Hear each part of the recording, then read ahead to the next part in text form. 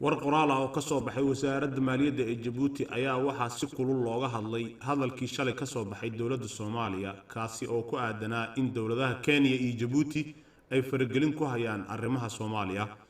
aan si aad ah u cadeeyo Djibouti uma qalanto hadalladan oo kale in Djibouti lagu eedeeyo inay faragelinayso arrimaha Soomaaliya oo ay dhinac la jirto waa mid aan wax macno ah lahayn oo waxyeeleynaysa qiyamkeena ku aadan nabadda iyo xasiloonida Soomaaliya ayuu yiri Ilyas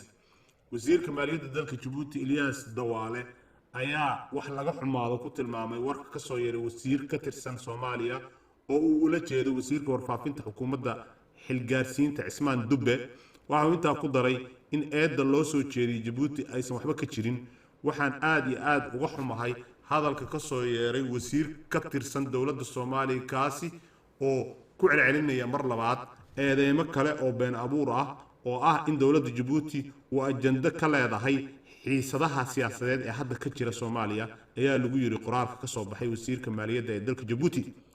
jawaabtan ka soo baxday dawladda Djibouti ayaa ku soo aadaysa kadib markii shalay wasiirka warfaafinta Soomaaliya Cismaan Abuukar Dubbe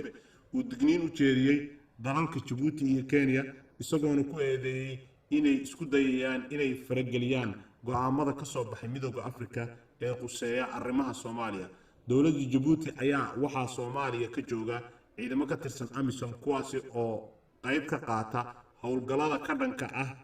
dagaalyahamayaasha Al-Shabaab iyagoona ku sugan gobolka Hiiraan